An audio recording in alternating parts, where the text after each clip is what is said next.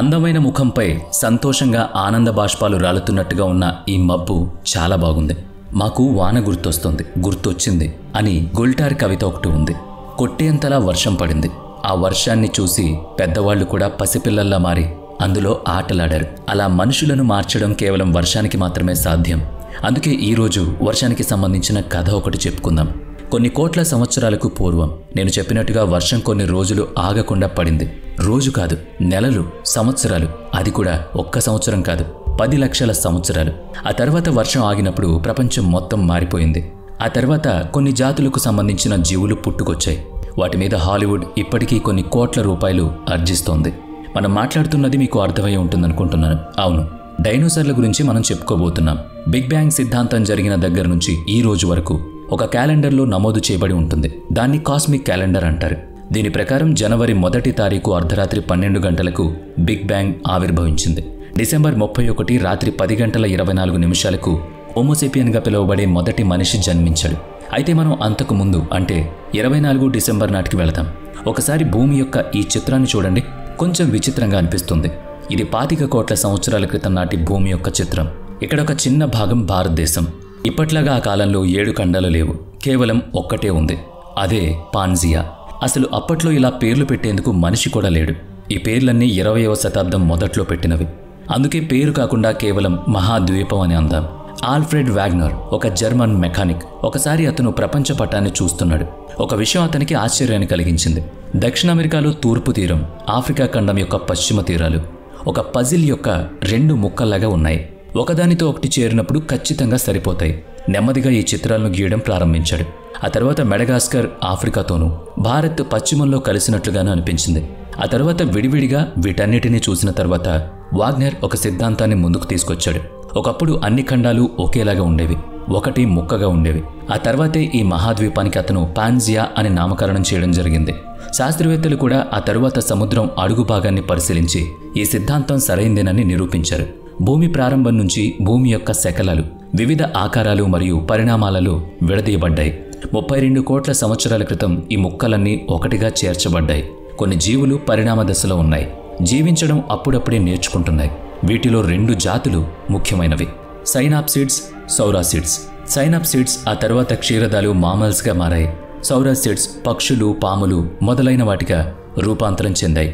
ఇవే కాకుండా చెట్లు, మొక్కలు, కీటకాలు మరియు సముద్ర జీవులు వాటి అనుకూల వాతావరణంలో జీవితాన్ని మొదలుపెట్టాయి. అప్పుడు పరిస్థితి మారడం ప్రారంభించింది. కాస్మిక్ క్యాలెండర్ ప్రకారం జరిగిన విషయం ఇది. 2019వ సంవత్సరం టైమ్ మ్యాగజైన్ ప్రకారం, స్టార్ఫోర్డ్ యూనివర్సిటీ పరిశోధన ప్రకారం దాదాపుగా 25 కోట్ల సంవత్సరాల క్రితం దాదాపుగా 90% జంతువులు తొలగించబడ్డాయి. ఈ సంఘటన పెర్మియన్ ట్రయాసిక్ ఎక్స్టెన్షన్గా పేర్కొనబడుతుంది.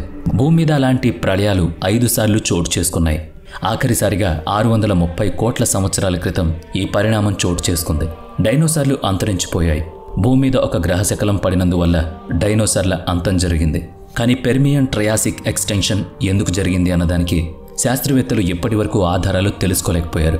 ఏదైనా జ్వాలాముఖి విస్ఫోటనం జరుగుంటుంది అని కొందరంటే, అగ్ని వల్ల కార్బన్ మోనాక్సైడ్ వాయువులు గ్లోబల్ వార్మింగ్కి కారణమై ఉండొచ్చని మరికొందరి వాదన. కానీ ప్రతి ఒక్కరూ ఒక విషయం మాత్రం సరైందని నమ్ముతున్నారు. భూమి సముద్ర ఉష్ణోగ్రతలు పెరగడం వలన సముద్రపు నీరు మరగడం ప్రారంభించింది. ఆక్సిజన్ తగ్గిపోయింది. ఆ కొరత వలన 90% సముద్ర జీవులు చనిపోయాయి. అలాగే భూమి మీద కూడా వాయు వర్షం కారణంగా 80% జీవజాతులు అంతరించిపోయాయి. దీన్ని గ్రేట్ డైన్ అని కూడా అంటారు. కొన్ని మిలియన్ సంవత్సరాల పరిస్థితి అలాగుండింది. ఆ తర్వాత ట్రయాసిక్ పీరియడ్ మొదలైంది. 1990 వరకు ట్రయాసిక్ పీరియడ్లో భూమి పూర్తిగా ఎండిపోయి బంజరు భూమిగా మారిపోయింది. కానీ 1989లో బ్రిటిష్ భూగర్భ శాస్త్రవేత్త మైకేల్ జాసోబ్స్ ఎలిస్టర్ రఫెల్ ఫుతిల్స్ ఆఫ్ రాక్స్ అనే కొత్త ఆవిష్కరణను ప్రచురించారు. ట్రయాసిక్ పీరియడ్లో భూమి ఎండిపోలేదని వారు గుర్తించడం జరిగింది. 2 దశాబ్దాల పాటు ఈ చర్చ ఇలాగే కొనసాగింది.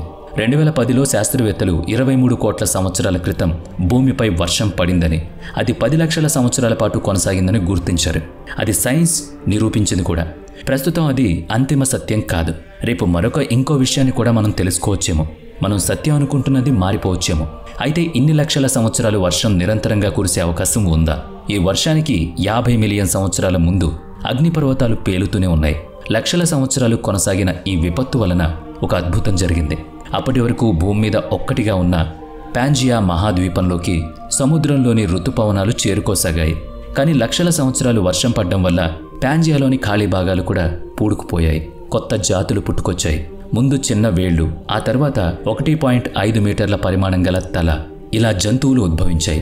పాంజియా కాలంలో సెప్సిడ్స్, సౌసిడ్స్ అనే 2 జాతులు ఉండేవని చెప్పుకున్నాం కదా. విపత్తు తర్వాత సెప్సిడ్స్ దాదాపు అంతరించిపోయాయి. సౌసిడ్స్లో కొన్ని పిల్ల జాతులు మాత్రం మిగిలాయి. అవి ఆ తర్వాత క్షీరదాలుగా అభివృద్ధి చెందాయి.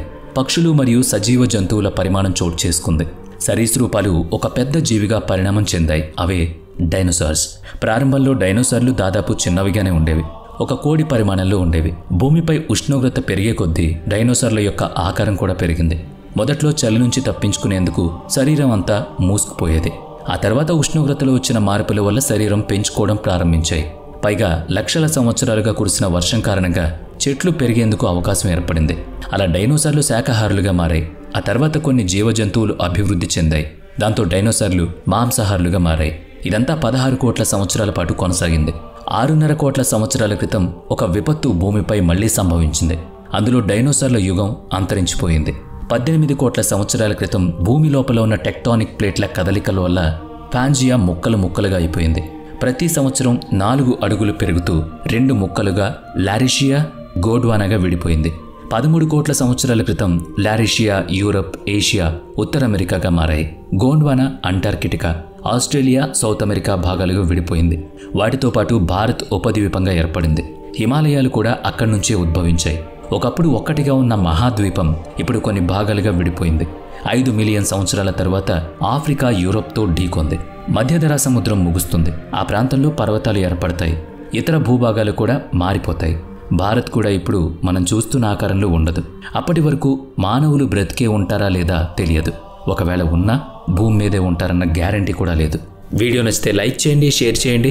ఇప్పటి వరకు మన ఛానల్ని సబ్స్క్రైబ్ చేయనట్లయితే ఇప్పుడే సబ్స్క్రైబ్ చేసుకుని పక్కనే ఉన్న బెల్ ఐకాన్పై క్లిక్ చేయండి. నెక్స్ట్ వీడియోలో మళ్ళీ కలుద్దాం. Thanks for watching.